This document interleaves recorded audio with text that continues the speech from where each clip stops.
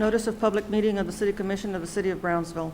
Pursuant to Chapter 551, Title 5 of the Texas Government Code, the Texas Open Meetings Act, notice is hereby given that the City Commission of the City of Brownsville, Texas, in accordance with Article 5, Section 12 of the Charter of said city, will convene a workshop and a regular meeting on Tuesday, June the 7th, 2011, at 5:15 p.m. and 6 p.m. in the Commission Chambers on the second floor of the Brownsville City Hall Federal Building, located at 1001 East Elizabeth Street, Brownsville, Cameron County, Texas. Workshop item A, discussion regarding the dual customs project by Brownsville International Air Cargo and city staff.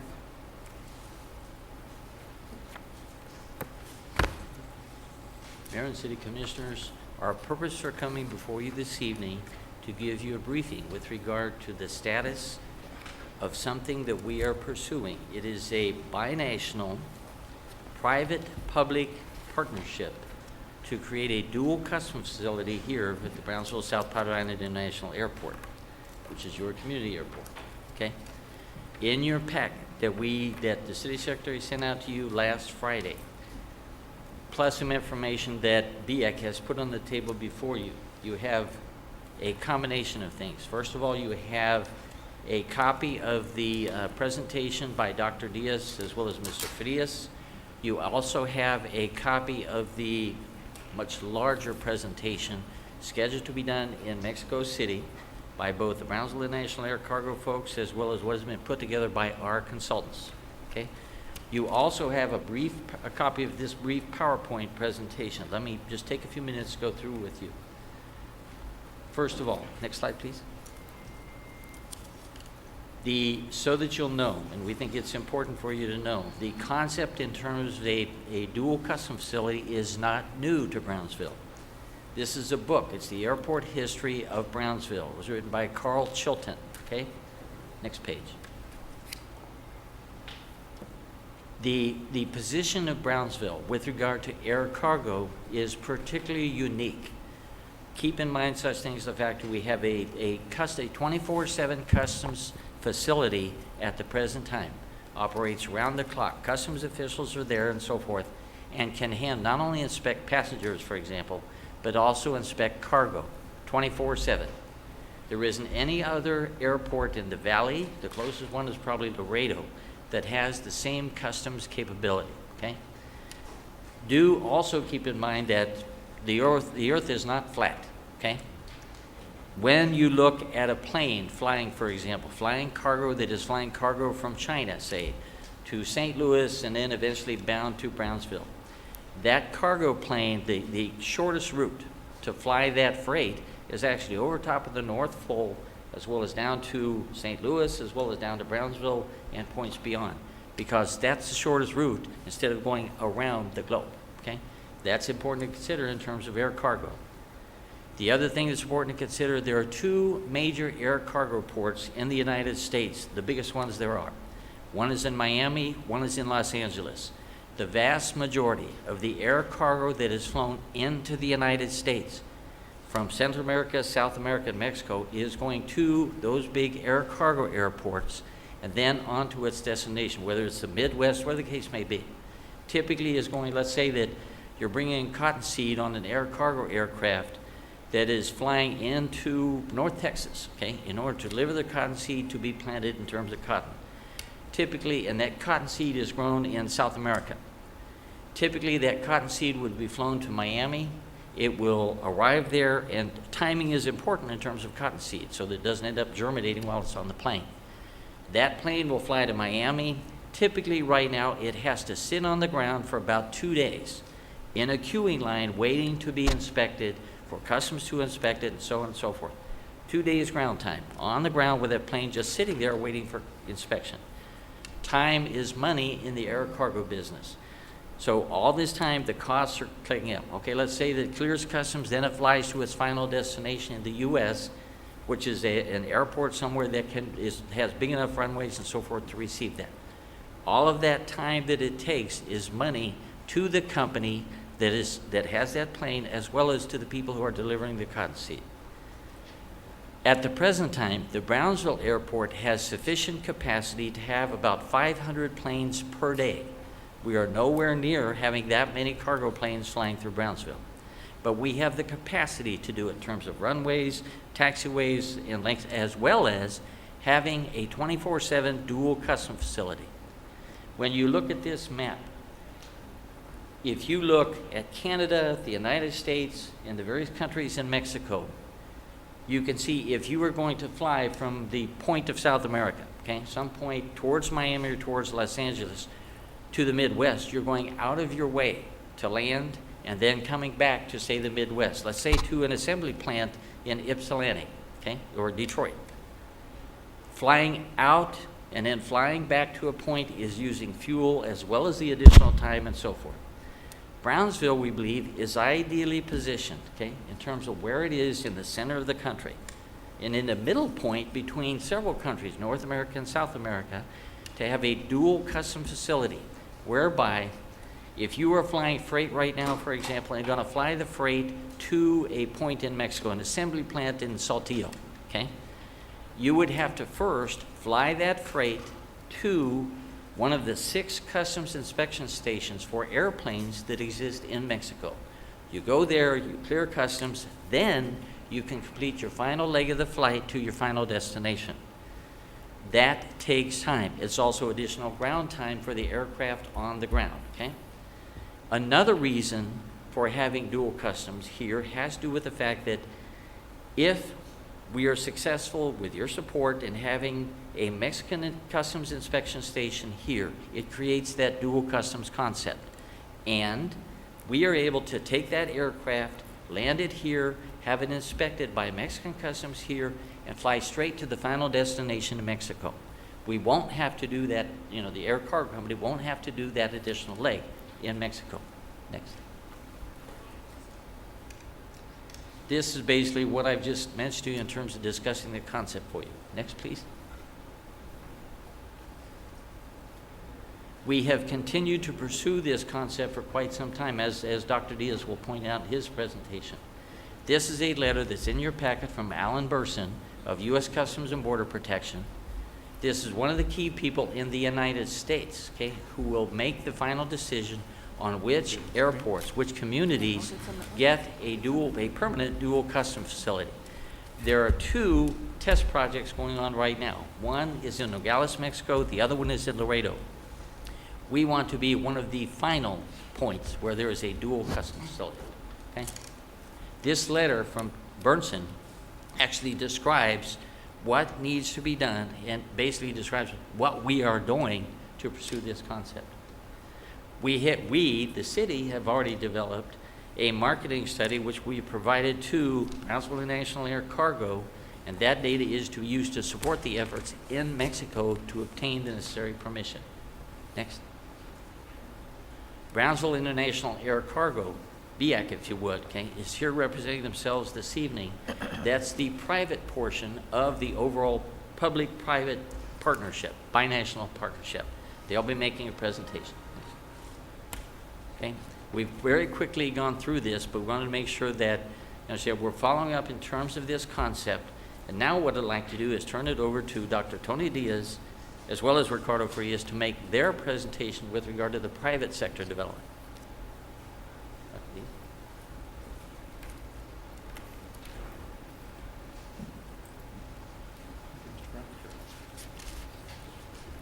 Honorable Mayor Martinez, our commissioners, city manager, Mr. Kabler, Mr. Saucy, ladies and gentlemen. My name is Antonio Diaz. I am Vice President of Brownsville International Air Cargo, and my partner, Mr. Ricardo Farias, will speak after I do. And he is president of the company, and he's been the brainchild and the dynamic force of our company. The objective of BIAC is to achieve a dream that we feel is and going to be realized in the very near future. It's bringing an exciting concept of bringing Mexico and the United States together, working together and bringing the 62 Mexican airports and the 202 airports in the United States through a pre-clearance facility. It's going to improve, it's going to have cost savings, it's going to have reduced delays, and first of all, like Mr. Brown was saying, it's a very simple concept. What it basically is going to do is going to have the Mexican customs here at the airport with the U.S. Customs under the same roof, working together, and having the cargo, commodities, et cetera, pre-cleared in this area. This is going to make it easier and quicker for transport to be handled. This dual customs facility will greatly benefit the city airport and region by creating jobs, increasing the tax revenues, and incorporating the joint cooperation between the city within the existing airport facility. We sit at the best strategic location. We have the port, we have the airport, we have the bridges, and we have the land transportation. No other city has this available, and we need to take advantage of it. It's there for the journey began 4 years ago, going to different agencies, including the FAA in Fort Worth, the American Embassy, visiting multiple times, talking to Homeland Security people there, and going to the Mexican customs area with the help of the city manager and the other administrative people. The most important part of this was the letter that Mr. Brown presented, which is the letter that Alan Burson sent to us. And when we met with him face to face in McAllen, he looked at us and we explained to him the concept and what we were going to do. He said, "This is a no-brainer. You have our full cooperation, but you're going to have to bring us to the table a sound operational business plan. You're going to have to work with Laredo, and you're going to have the government of Mexico bring them the information that they want, and they're going to help us." And in that letter, she says, "Any ultimate selection of potential airports for any type of pre-clearance operations proposed by the authorities of Brownsville will depend on multiple factors, including the government of Mexico agrees to place its personnel and not a unilateral Homeland Security decision. For either project to move forward, it must have a sound operational commercial basis, and we have the data to be able to back it up."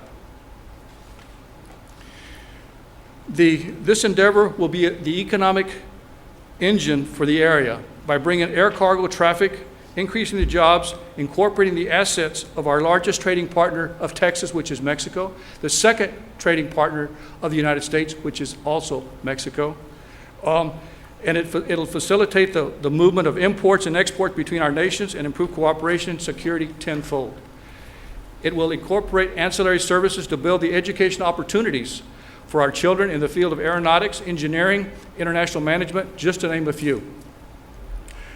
And more importantly, it will secure the future growth of our economy here and stop the brain drain that we've had for so many years. We will then be able to show the capacity and other commitments of that partner, the city government, and the private sector to foster job creation and business development. We encourage others in the community and to help us with this economic puzzle.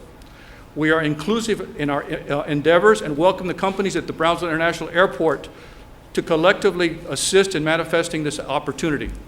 This project will be beneficial to all parties and encourage the City Commission to open to others and provide the infrastructure and necessary to develop and sustain the economic growth of this area.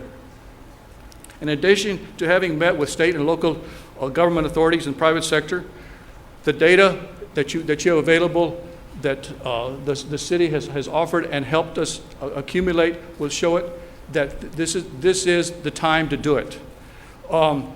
We need the invaluable assistance of Mayor Martinez, the city manager, the airport director, and city commissioners to demonstrate that the city of Brownsville supports and is committed to seal the deal.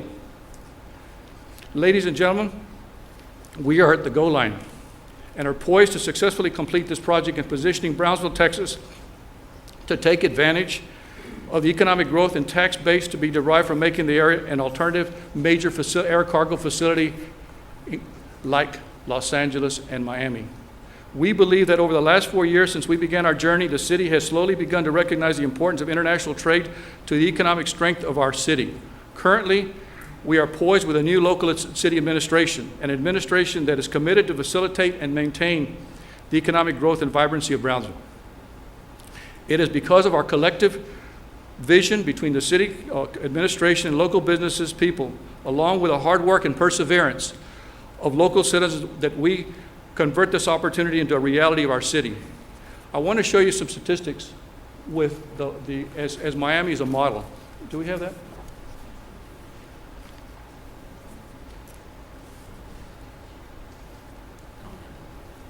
Okay, you don't have. We have the data to be able to provide to you to demonstrate what we said earlier about Miami in particular. Dr. Diaz has generated some data that shows how many air cargo pounds, for example, go through Miami. And the data represents something you would never believe, how many air cargo operations go on at the airport in Miami. They have about 25,000 employees at the airport. Just an illustration. Yeah. The important part of that information that which we'll get to you. I'm sorry that it wasn't in your packet, or maybe it's not in my packet. Okay, but essentially what it boils down to is this: their economic engine of the airport in Miami is over $26 billion a year. Number one, creates over 238,000 jobs, and 1 out of every 4 jobs in the community is derived through the airport. So, if we can take 5 or 10% of that, and in the list that you'll see, Mexico is way down the line as far as their trading partner. It's our neighbor. We need to take advantage of it. And I'd like to conclude by telling you all thank you for allowing me the opportunity to speak and inform, and more importantly, to look forward to working with you in this endeavor. It's really a really cool concept. And we feel confident. We know that it's going to happen. We just need a commitment from you all to say when you want to go to Mexico City. Thanks to my partner, Mr. Ricardo Farias, an international businessman who has a network in Mexico to be able to has facilitated the information over there. And Mr. Farias, would you like to say a few words? Thank you, Doctor. That's a few words. Does Mr. Farias wish to speak or address us? Or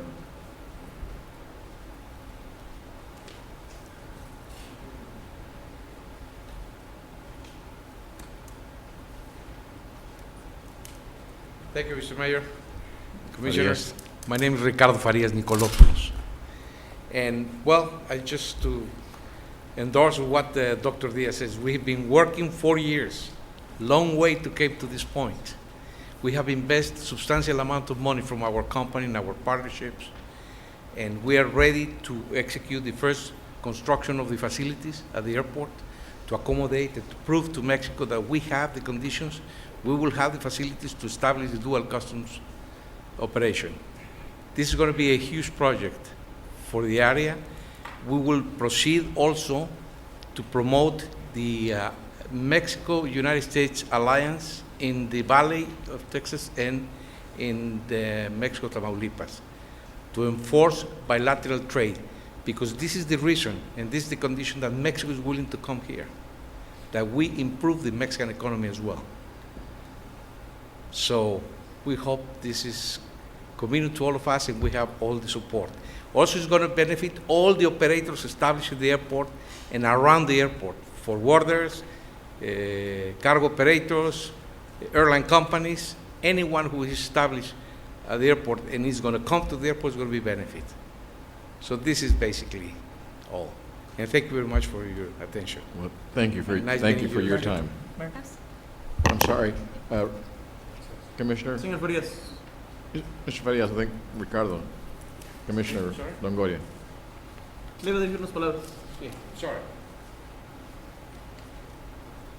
Yes, sir. Llevamos casi 4 años y medio ya con el proyecto. Sí, Desde señor. cuando nos conocimos, a sus inicios, cuando tuvimos la primera junta en México DF. A Así este es. punto, usted me dice, ya estamos casi al 90% ahí listos. Al haber cambio de mandato en México, ¿qué es? Como quiera continuamos con sus conexiones con las que ustedes tienen allá. Absolutamente, pero ya no es necesario porque ya dentro de esta administración del presidente Calderón, ya el proyecto ya está aprobado. Está aprobado entre las dos naciones. El primer esfuerzo fue acordar entre el gobierno de Estados Unidos y el gobierno de México a nivel federal. Eso ya está acordado, por eso es que Laredo pues nos robó la prioridad, ¿no? Porque nosotros lo trabajamos, pero ellos lo cosecharon. Sin embargo, con el esfuerzo de toda la ciudad de Brownsville, fuimos a ver al comisionado Bernstein y a los interesados en México, y estuvieron de acuerdo que Brownsville fuera la segunda opción. Y ya lo tenemos, ahora nada más cosa de ejecutarlo. Ya no tenemos el riesgo de un cambio sexenal en México. Okay. Muchas gracias. A usted. ¿Alguien ¿Alguna más? otra pregunta? Anybody else have any other Yes, I questions? have a couple of questions or clarifications for Mr. Brown. Thank you. Okay. Thank you very much for. Thank you, Mr. Farias. I'd like to know in more detail what the city's monetary and capital contributions are to this facility project in general.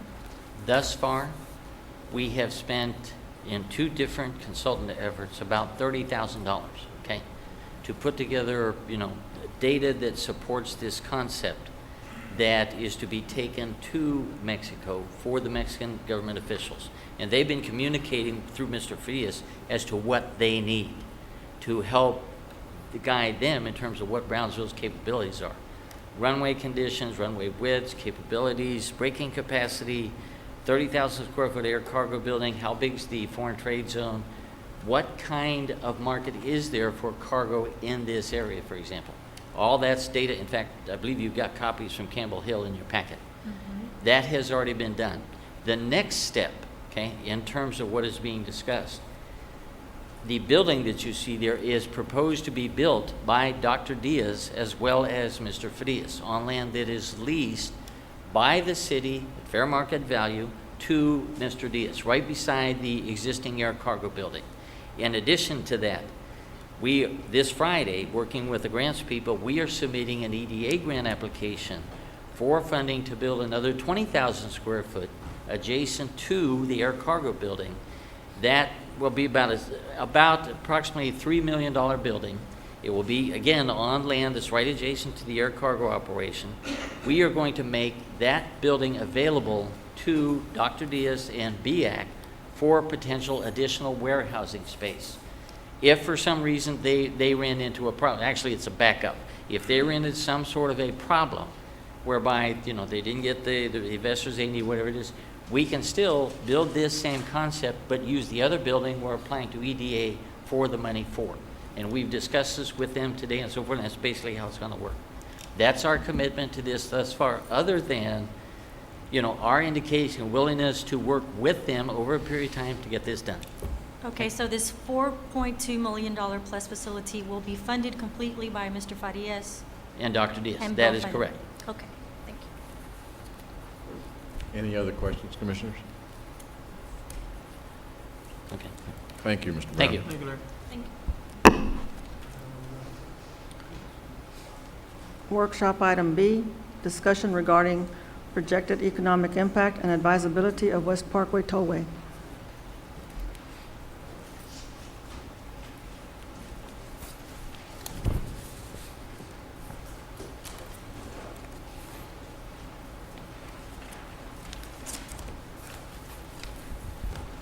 Good evening, Mayor, City Commissioners. I'm Mark Lund. I have served as the MPO Director for 17 years, and I've been asked to explain some of the things in terms of the technical analysis about the proposed toll road. Next image, please. This. Yeah, if you could go to the, just push here. Okay, I'm sorry. All right. Yeah, this will be very briefly technical. I won't get too hung up, but the transportation planners use a travel demand model to help predict the future when we look at future travel volumes. Next one. All right, let's go this way. This is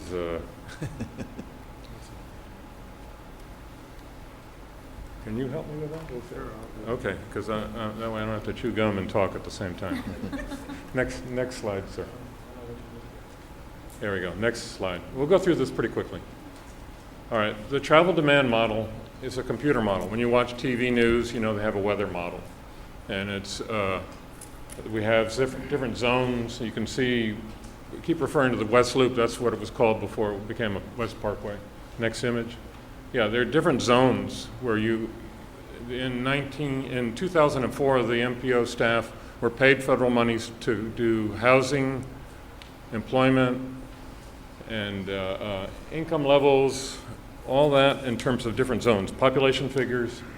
So we make a snapshot of where Brownsville was in the spring of '04, and then we look ahead to 2030 and to 2035. Next image. All right, there's the zones, you can see them. Next image. All right. When Imagine Brownsville, the development of that aspect of the city's comprehensive plan was under contract, Ambiotech was the lead consultant, and then Kimley Horn Associates had a copy of the MPO model because of other work they had done. So they analyzed, as part of that Imagine Brownsville, what would happen with the West Loop. Next image. And the colors there represent the volumes, you know, where it's red, that means congestion. Orange is a little bit congested. Yellow's pretty good. And then green is the best traffic flow. Next image. And they looked at the two versions of the West Loop. The toll road, they put it, yeah, right there, we'll stop there, is grade separated. And as we know, they only show it getting on over by the flea market, exiting over by Palm Boulevard, and then ramps at Morrison Road. And then the other version of this proposed road was at grade, a conventional road. And then, if you recall, the RMA, the county RMA, kept saying over and over, you have to have the toll road to deal with congestion. Well, look what the model tells us about this. It says that at the military highway with this proposed toll road, and I have to caution you that they're assuming that it's free. We know a toll road's not free. So you get into a whole nother calculation, how many people won't pay the toll. But assuming that it was free, the at-grade version of a road is 2.5 times better than the grade-separated one. And then at Morrison Road, it's about the same. And next image. All right. In modelers do have some ideas about how do you eliminate the people that won't pay the toll. And it's the value of the time. The more wealthy your community, the more people have the incentive to save time and pay the money to the toll. We had training, Alfonso Vallejo, who works at the MPO, and myself, we had TransCAD training in FAR District.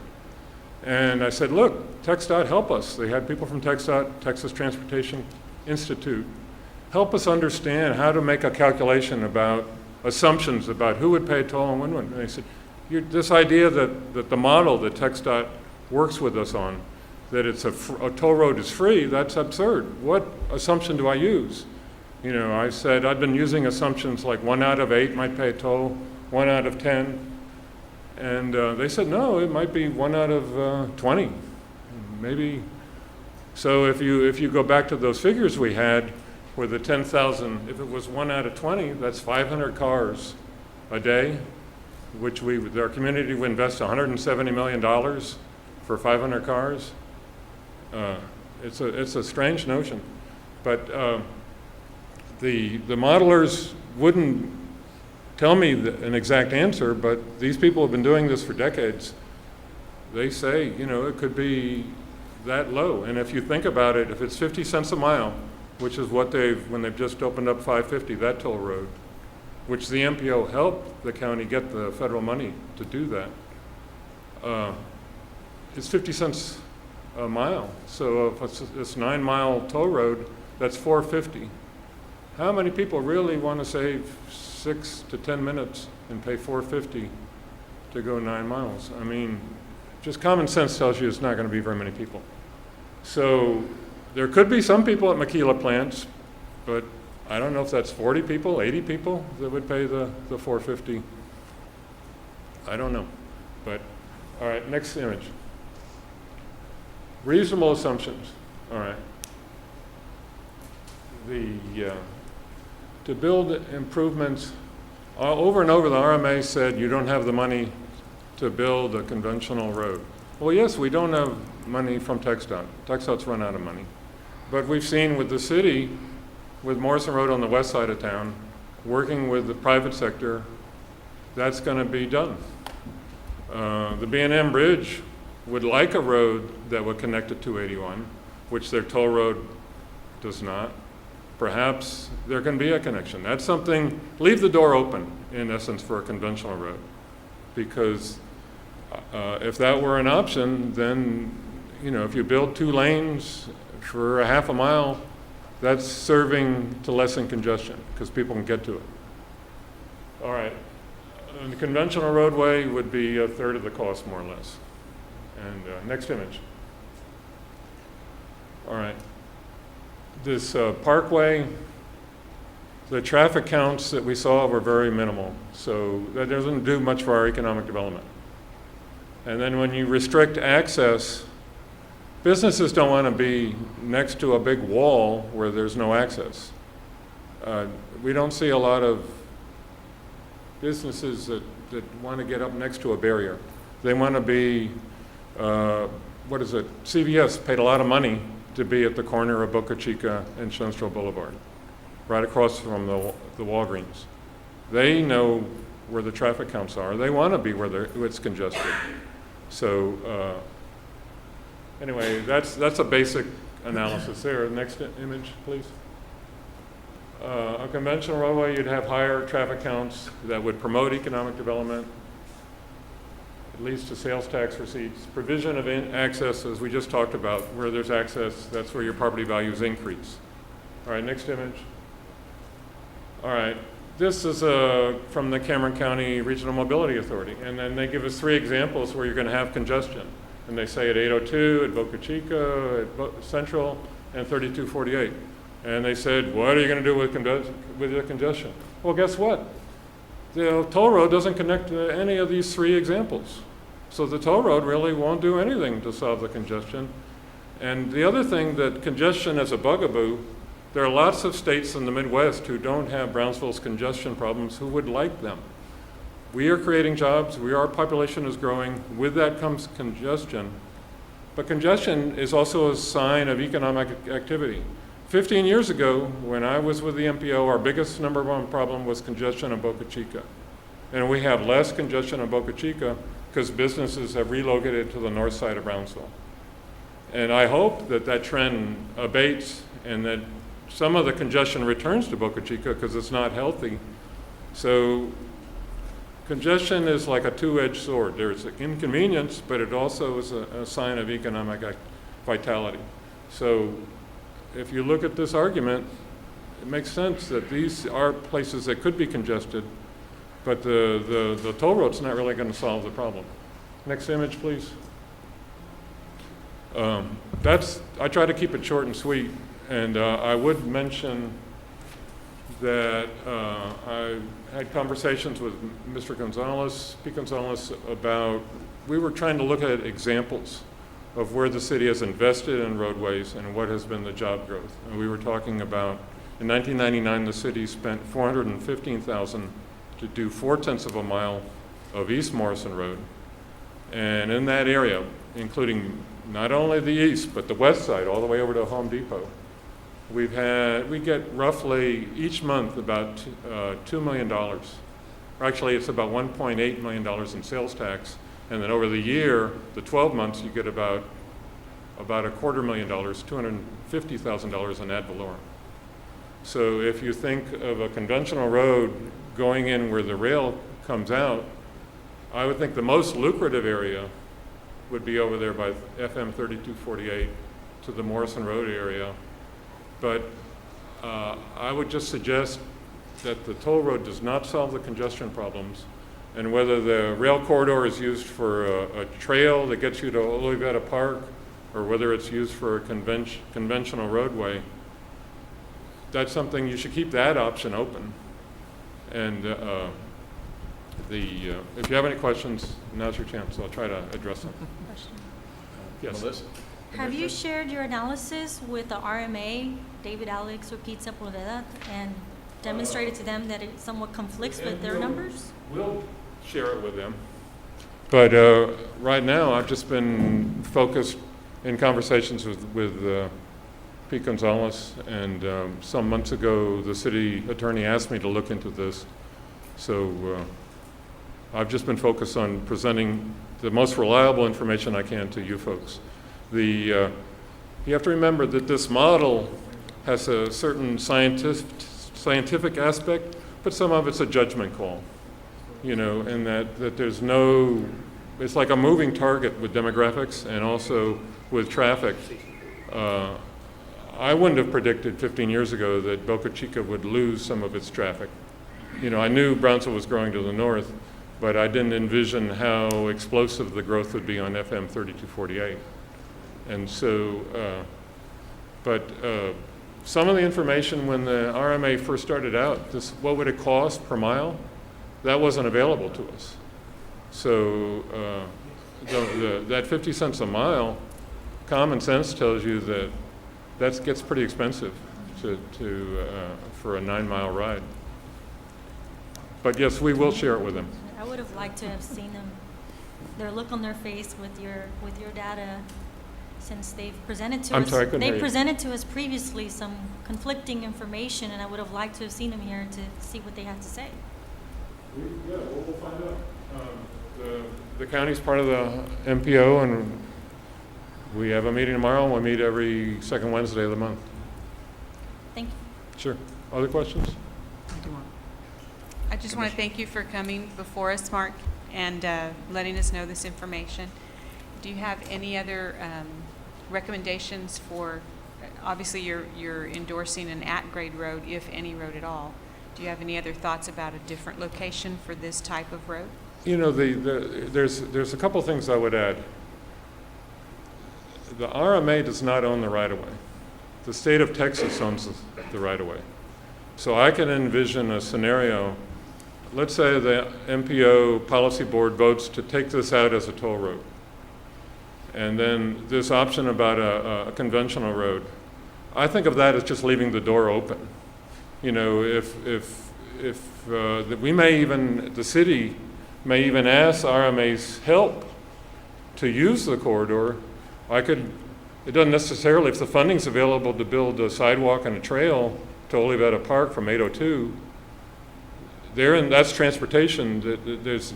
You would figure if the RMA sees that the toll road is gone, that they would work with the city on that trail project, so to speak.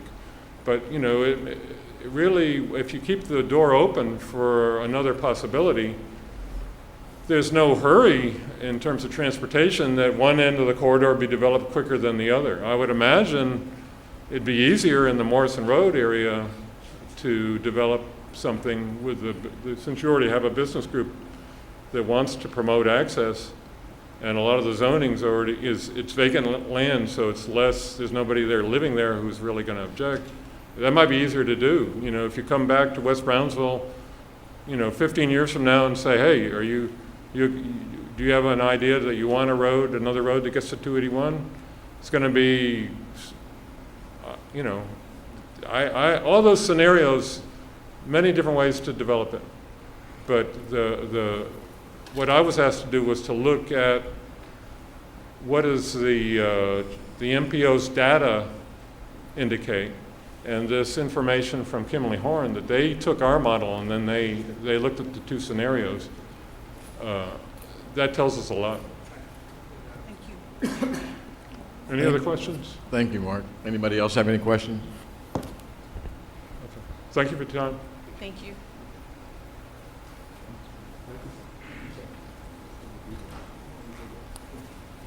Pledge of Allegiance.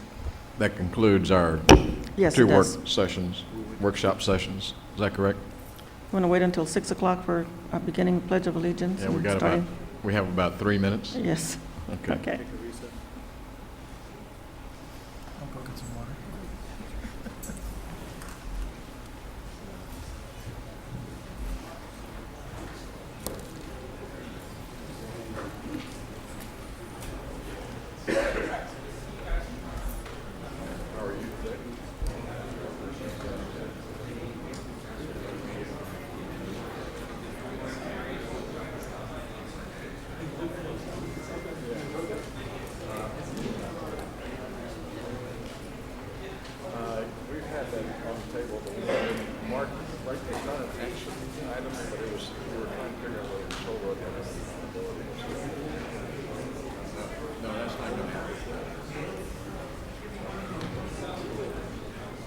Okay.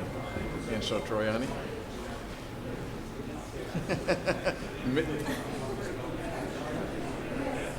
MIA?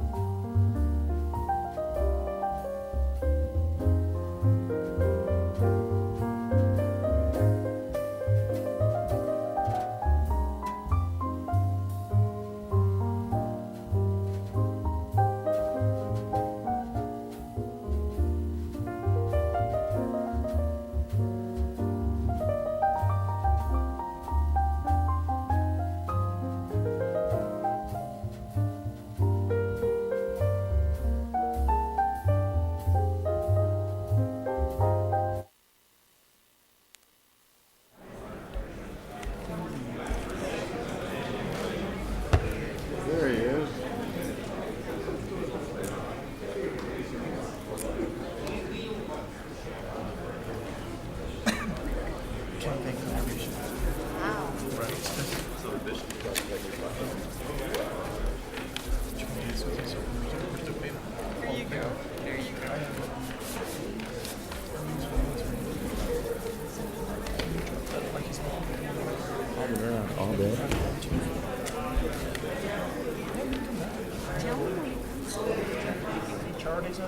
Huh? He has a great Yeah, sure. Custom makes them you're like They're nice too. No more than $25. I'll be glad. You don't tell that to Greg because he blows over. Okay.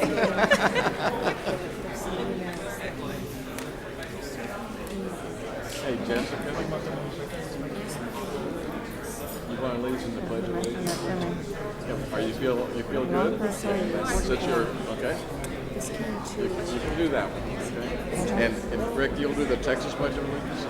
we just usually just go. Huh?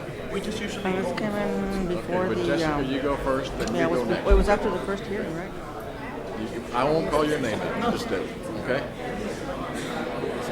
June 6th was this last one, the other Sure. one was, what, a week and a half ago? No, not a problem. Okay. It's your birthday, man. No, I don't know. I have 2 no weeks idea. ago? Okay, sorry. every 2 or 3 years Rachel forgets. Ah, About okay. 3 times she forgets. And what was the public information request? Financial statements. It's because my birthday was Under Adams. so around the election time. It's right now. All right, I think it's 6 o'clock. I'd like to call this, hello? Okay, hold on. Oh, do I have one?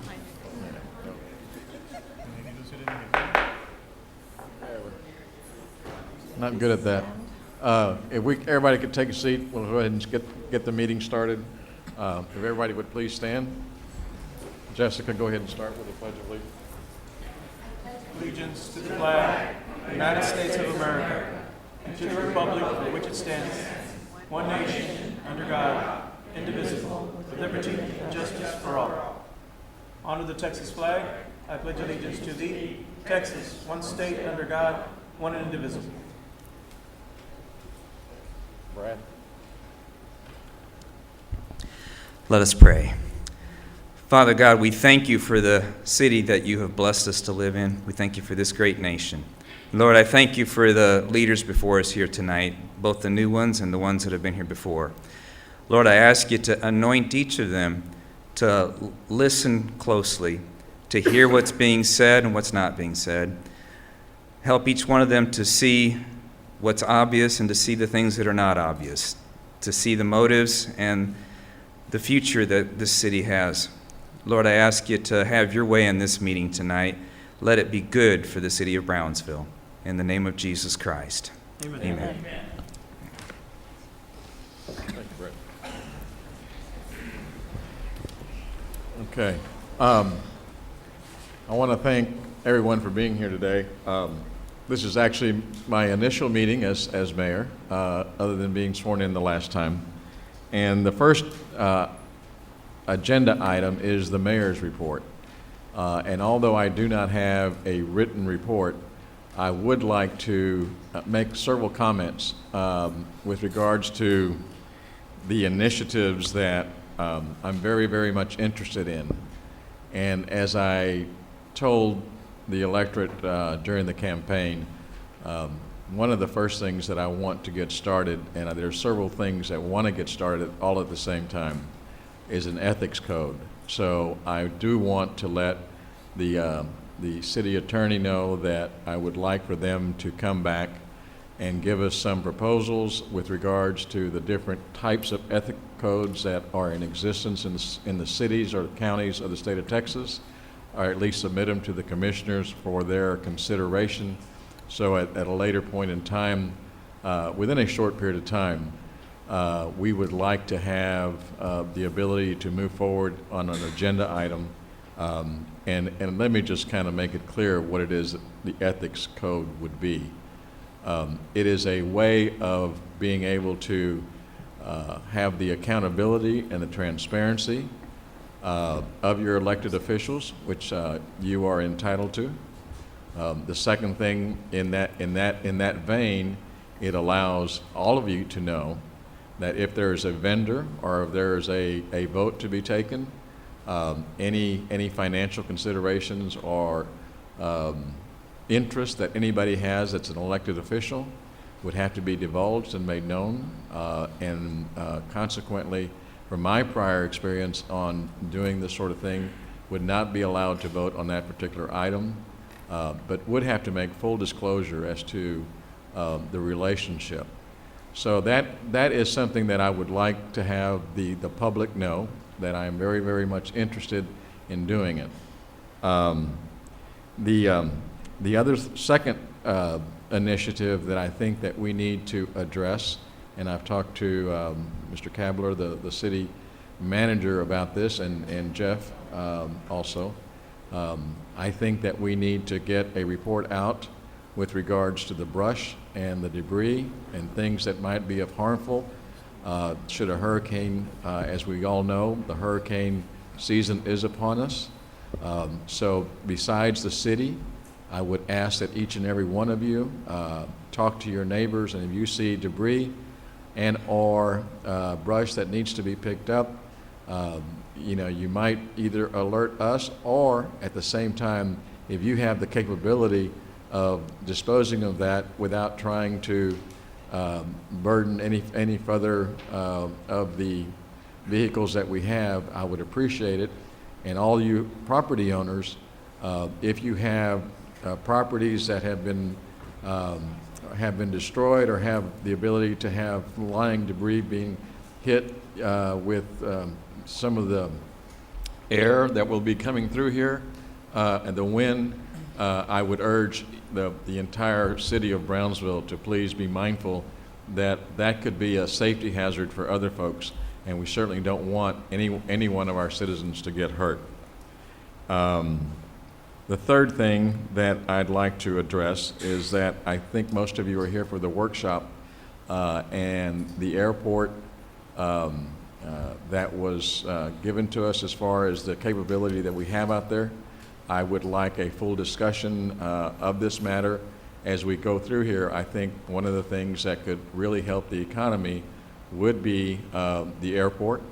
For some of you who don't know and would like to know, the subsidies of Continental Airlines gets no subsidies from the city. They're standalone at this particular time and are doing well. American Airlines likewise is now, Mr. Brown, I think, have they now entered another contract with no subsidies? That's correct. Okay, and so the airport is doing great, and so I urge everyone in this community to fly Brownsville because it's so long as we are showing to the public that we have the capabilities of having a lot of air traffic, passenger air traffic, I think we'll be able to attract other carriers and make it more accessible. And once you do that, everybody knows that transportation is a great means of getting other businesses and economic opportunities to come through here, as well as the cargo. And the last thing that I want to make mention is, as you all will know, there's still the runoff election that is still going on. So I want everybody and urge everybody to please exercise your right to vote. It is a privilege. They're important elections. Having been gone through a campaign and realize how difficult it is sometimes to motivate people to go to vote, I want to urge each and every one of you to do it. I'm not, how you vote is your prerogative, but do exercise your right to vote. That way, hopefully, together, we can do some very, very positive things with the commission, regardless of who's on it, because they're the people that you have elected and have decided that they're the best person for that particular job. So that will conclude my report at this time. The next one is the commission's report, and I don't have any written reports, and I don't know if any commissioners wish to make a report at this time. Mayor, I just wish to alert the residents of District 1 around the Delta Court and 30th area. The construction did begin today, and they are resurfacing the streets. Thank you to CDBG and for funding, Ben, and for Santana for having the crews out there. It is part of CDBG, right? It's not? Okay, we'll get back to you, Ben. But thank you, Santana. Thank you for having the crews out there. And there are a lot more projects to come throughout the city. And I'm sure that as they come along, the commission will have their reports to give. Mayor, if you reminisce just with the excitement of us getting sworn in at the last meeting, there were some people that I forgot to thank, and which is most importantly our directors and our employees. I'm so sorry that, I got caught in the moment, but I forgot that, the job that we do and the success that we encounter as, as the elected officials is because of the hard work that you and your departments do. So thank you to all the directors, and thank you to the Brownsville Police Officers Association also for their support, and to everybody that, helped out during the campaign. Thank you so very much, and God bless each one of you. Thank you. Thank you. I would like to thank Parks and Rec for their great idea of the mobile recreation unit that we saw in the paper and I believe went out to one neighborhood so far. It's going to be going around our community throughout the summer, and we're hoping and have great plans to add to it other options and features as the summer goes on.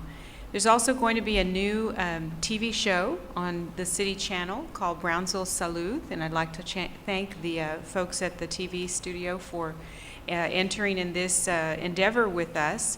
We would also like to thank Dr. Zelma Mata and her team of professors at the kinesiology department at UTB, and there will be a series of wellness, or rather activity seminars that will be starting this evening, I believe, topics such as basketball drills and jogging trips, how to buy sneakers, yoga, exercise bands, nutrition, all sorts of things that are related to wellness. So they are donating their time and expertise for all of us, and we will be building on that as well. Thank you, Commissioner. Anyone else? All right, number 3. Number 3 is presentation, Employee of the Month.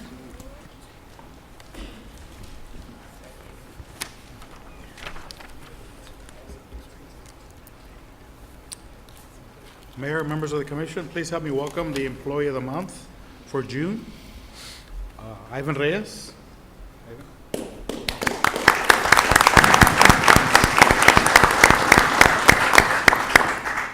Ivan has been an employee of the city of Brownsville since 2002.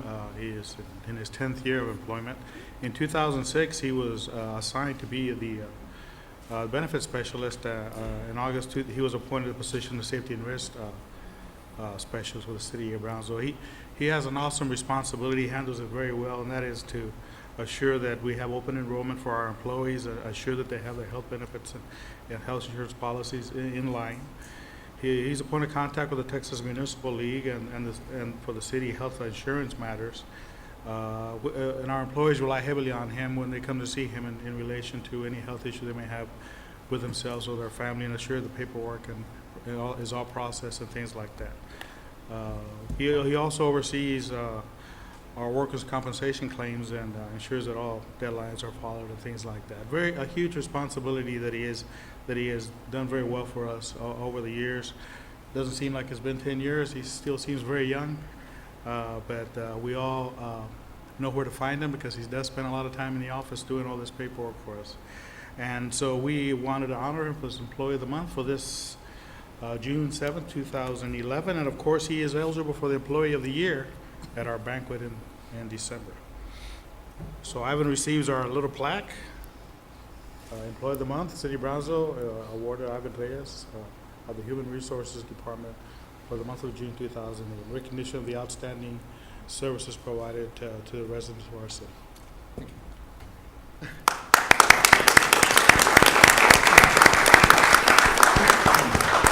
He gets the employee pin and the traditional watch that we give out to our employees. Congratulations. Thank you very much. And he gets to speak to the commission. Oh, okay. I just want to say that it's been an honor to serve in the city of Brownsville, and I'm going to try my best to continue to keep up to this recognition that I've received. Thank you. Thank you. Thank you.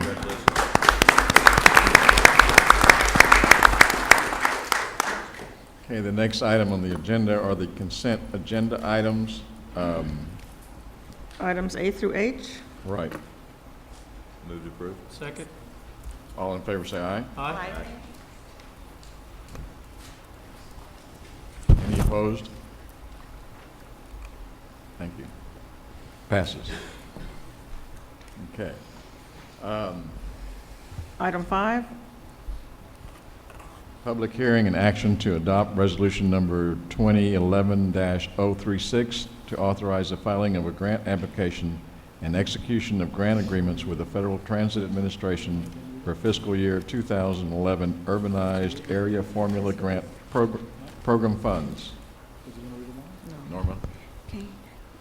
Good afternoon, Honorable Mayor and City Commissioners. During this presentation, I will briefly discuss the Section 5307 grant program and the city's allocation for fiscal year 2011. The reason for making this presentation to you 9 months into the fiscal year 2011 is that we just received the funding from FTA. It was just released last month.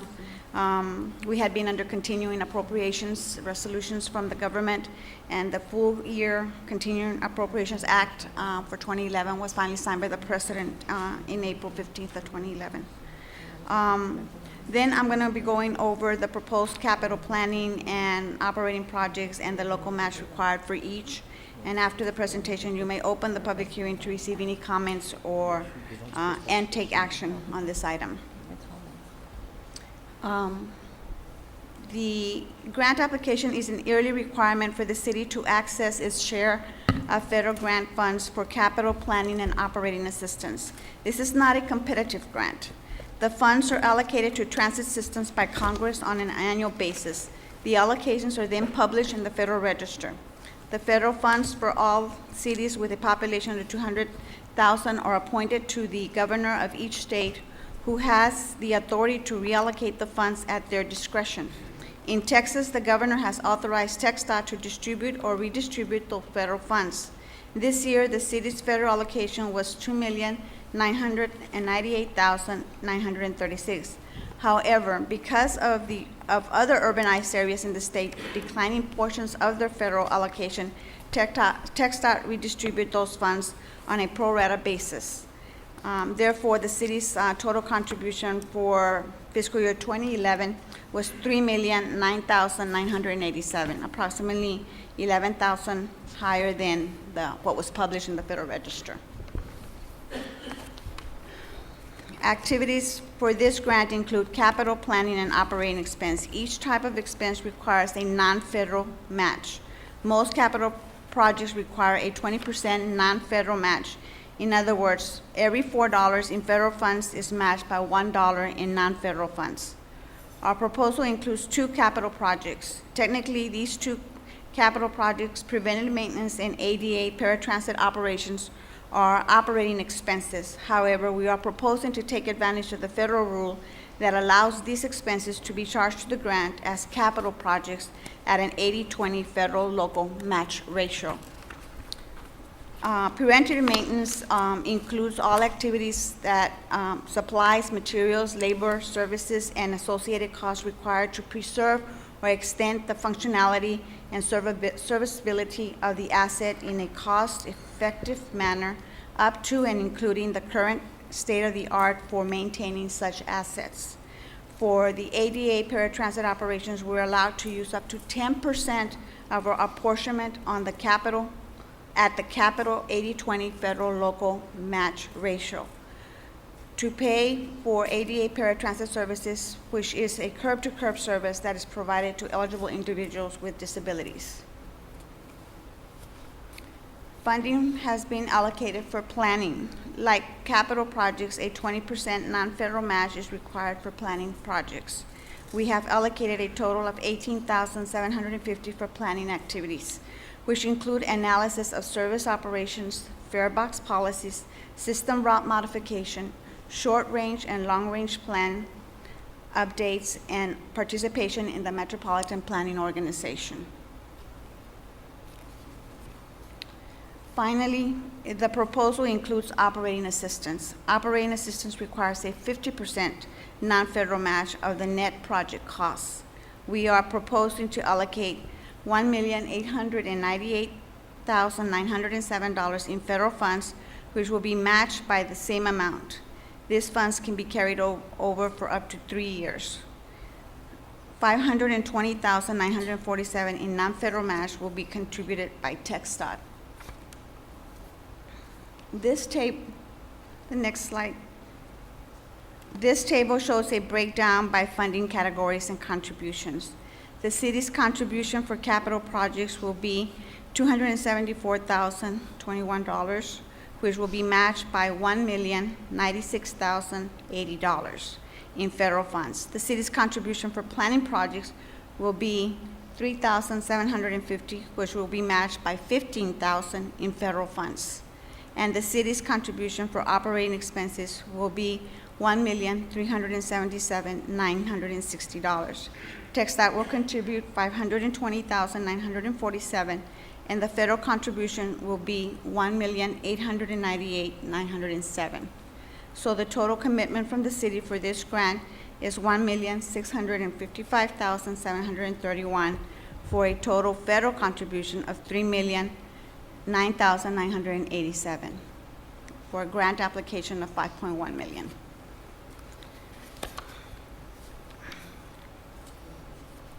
One of the requirements for submitting this grant application is to hold a public hearing. The purpose for the public hearing is to obtain the views of the citizens on the proposed program of projects and the performance of bus. a public hearing notice that included the proposed budget with brief descriptions of the proposed program of projects was published in the legal notices portion of the classified as section of the Brownsville Herald on Sunday, May 22nd, 2011. It should be noted that the funding amount published in the Brownsville Herald was slightly different. We did not receive the reallocation amount, including the pro rata share from TxDOT, until the day after the notice had been published in the newspaper. No project activities were deleted or added as a result of the new amount. The only change that occurred was that an additional amount of funding was added to the ADA paratransit line item. Now, this concludes my presentation. At this time, we'll open it for public hearing to receive any comments or any questions, and I'll be happy to answer any of them. I'm sorry, Robert? I do have some questions. Norma, is this increasing our allocations from last year? Because the city has been putting from the general fund into this. Has it increased or decreased? The federal allocation, yes, it did increase. It increased, okay. You did have another grant for the bus system, I think it was last year, in which you got, I don't know, was $1 million to build shelters. Is that correct? Yes, we received 2 grants already for bus shelters, and we're in the process of being awarded the 3rd grant for shelters as well. So, Okay, my question for that is, has you already started building those shelters? Because you said you're going to be building it on the east side of Brownsville, which is south. right, we have not started. We've started with the environmental assessments and requirements from TxDOT, and we have just basically got authorization, approval of our submittal on that, and we're currently working on the design plans for the shelters. Okay, when I looked at that 80-20, in which you said we can get that money from this grant, but it still increased our overall contribution by the city, correct? Even though you had an 80-20, you said this will help us, you can borrow that money and use it to that extent. You had it up there right now, but you still told me it's still increasing the amount that the city has to put into this. Well, we received more money, so therefore, because we receive more money, it also increases the city's local contribution for the amount that it increased. Okay, a good question is, will we save some money from here to be used for next year? Whatever's not used, we have up to 3 years to utilize that money, and it rolls over to the next year. Okay, and one more. The operating cost is the one that's the major headache, correct? Right. Okay. I mean, not major. It is a headache, okay, it is a headache. The question is there, with the new buses, will that decrease the use of some of this money so it can be allocated for the ADA? Well, I mean, we've got newer buses, so for the beginning years of the buses, the maintenance costs are less, and some of those are under warranty, and we utilize those dollars how we best see fit for the operation. So we are going to save a little bit of money because we still got, because they're brand new buses, correct? Right, we received 6 brand new buses in January. So those buses have free maintenance for what, 1 year? We've got 5-year warranty on those buses. Okay, thank you very much. Robert, and I thank you for all your questions. But for the future reference, if anybody's got some discussion to do, please go to the podium so that everybody can hear. Okay, not a problem. My voice was not loud enough? No, your voice is always loud enough. The question I'd have for city attorney is that because of the variance in the amount that was published in the newspaper, does that pose any legal problems? Because I think you said the amount would be you're going to receive more, 11,000. which doesn't seem like it should be a problem. If you were to receive less, that would perhaps would create a problem. But Mr. Sosa, okay. So with that opinion, then this is an action item. Move to close approve. public hearing. Huh? Move to close public hearing. Second. Okay. Somebody gave me Robert Rules of Order. All right, so we close the public hearing, and now we'll entertain motions for action. We have to vote. Second. Yeah. Okay. Got it. All those in favor say aye. Aye. All those opposed? Motion passes. Thank you very much, Norman. Thank you. Appreciate it. Item 6, public comment period. And Estella, how, I don't, they gave me the list, but I didn't have it in order. Okay, number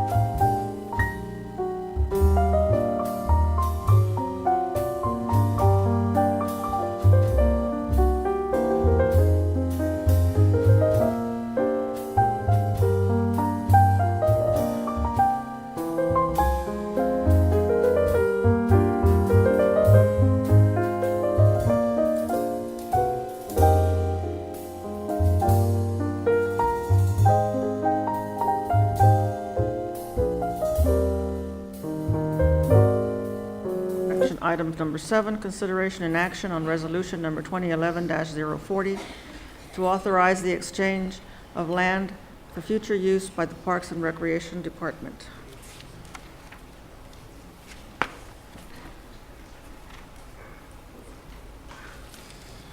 Mayor, Commissioners, I have an opportunity to discuss something with you tonight. It just may look like a simple agenda item that we have, but this is much more than that.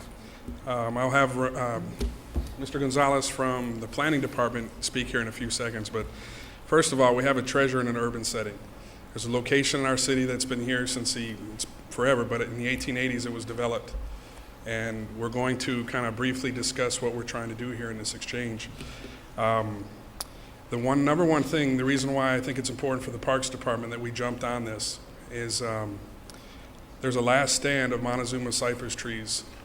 There's over 40 trees. It's one of the only stands around from Central America all the way up, the only one in the United States. It's a major, major deal, and it's right under our noses, in our backyards in La Posada. I can't even begin to tell you how the ecotourism will boost once we do this. But my main thing, I want to congratulate Mr. William Falk for going and moving with this. He jumped all over this, the family out there, they jumped all over this, and it's for our community, and it's so important to us. But before I head on, I would like to introduce Ramiro Gonzalez from the Planning Department, who has a short presentation for you. Good evening, Commissioners. About 6 months back, Chris approached me about looking at this area, and he took me out there, and as anybody you take out there, they're just, the space speaks for itself. This is a very visual presentation, but a little history about the property. Celestine Jagu purchased this 1880s. He was actually one of the first to install irrigation in the area, and some books, some historians say that he was actually the first person to plant a citrus tree in the valley, which is, I mean, tremendous history. You'll show some pictures. Every part of this this area is developed, as you can see. Here is our subject little trail. There's development everywhere. This is Southmost Road, Bastado's down here, and this is La Posada Road. So there's development everywhere. We're actually very lucky that we're actually very lucky that that this still exists. So next slide. This is the subject property. This is basically the swap would provide access to this area. Currently, we don't have access. Mr. Falk has given us, you know, the permission to go and visit and everything else, but we do not have access. Next slide. This is what it looks like as you enter the proposed nature trail. Next slide. This is the historic bridge. It's about we probably date back to about 1880. As you can see, all the palm trees. It's just like you're at Sable Palms almost. So, next slide. This is the historic bridge that's there. Absolutely, I mean, you don't see this anywhere in Brownsville. Next slide. These are the Moctezuma cypress. We took a biologist out there from UTPA. Chris said 40, 25. It ranges. We really don't know until we get in there. But it's definitely, he definitely called this the last strand in the Rio Grande Valley, if not the state. And this is the furthest north they normally go. He said he was amazed, and it's about he calculated the age of the trees at about 150 years old. So next slide. This is just pictures. Next slide. As you can see, some kids have already hung a rope there and swung into the resaca. Next slide. This is one of the trees. Next. And this is unfortunately right across the street from the canal, but I put this picture up here so you can see that this is what happens when we don't protect it and when we allow development to run all over it. Next slide. So the proposed swap would be this little piece of existing right-of-way that was dedicated back in the 1940s. As you can see, it's 0.206 acres, and it's basically useless to the city. This subdivision was developed 1940, let's say. This subdivision came in maybe about 20, 30 years later. And literally, there's a house in the right-of-way. We should have built a street and connected the two subdivisions, but that didn't happen. So Mr. Falk's father is actually the one that developed this subdivision. So, and he knew about it, and he pointed it out to us, and he said, well, let's enter into, negotiations. And his property is, next slide. His property is this, basically. The way the ownership stands is the city owns halfway down the Resaca this way. These people don't own any of the Resaca. And Mr. Falk owns this little, obviously in green, and it provides access from La Posada Road, and it's about an acre. The most critical thing about his property is it includes the bridge. So a lot of this is going to be preserving the bridge and making sure that the deterioration doesn't happen. So, Mr. Falk, we approached him. We've been approaching all owners, and Mr. Falk he said, I've been waiting 10 years for this opportunity. So we're here now, and we're ready to progress. So this is the first step. So click the PDF. We went out and got with Scott Pajeski, and he just put something together pretty quickly for us. And this is Mr. Falk's property, the proposed swap, and this is what kind of the way it would lay out. We need a little bit of parking for people to show up there, have access to the trail, cross the bridge, and there's another page to that. So this is what you see. This is the whole area. This project could get really big really fast, but this is an old main drain, the old main drain that was covered up with a 72-inch line. And they put future trail sections, which is, first we want to protect this. We want to get, this is our first priority. And, once everything comes around, maybe 5, 6, 7 years from now, we can start looking at making these trail connections and providing people in the area a decent space to interact. So we ask for your approval, and if you have any questions, let us know. Does anyone have any questions? Just a comment that this has been a long time coming. This is a project that we've discussed many times. I'm glad that it finally fell into place and that more people will have access. I know we've been out there, we visited the bridge, we've seen the site, and it's when you're a history buff, this really signifies a lot. And for us to have something like this within the city, especially within the southmost area, it's just something that I'm glad that people will be able to see now and be able to have future generations will be able to come and take part in this. Has everybody in the commission had a chance to go out there? No. If you guys want, I had the pleasure of going out there, and it's definitely worthwhile for this commission to consider. And we'll just go ahead and call for an action. I'll tell you one thing, Ms. Chavez, the next door neighbor, has done a very, very good job of keeping people that really weren't supposed to get in there from being there for years. I mean, honestly, she's always been, got to take care of this land, got to take care of this land. She treats it like if it's her own, so to her, a lot of credit is due also. Okay. So with that, I'll make a motion to approve. All those in favor say aye. Aye. And if anybody wants to go out there, just call me or Chris, and we'll definitely. And point of order, Mr. Falk, thank you very much. Okay, I think a round of applause.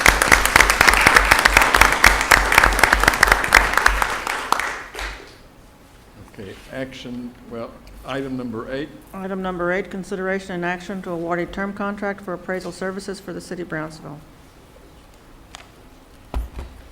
Honorable Mayor, City Commissioners, staff recommendation is to award a term contract for appraisal services on a rotation list for the stipulated rates that are attached to this agenda, and this will go for 2 firms. The first one is Landmark Appraisals of Brownsville, Texas, and the second one is Rapid Appraisals of San Benito, Texas.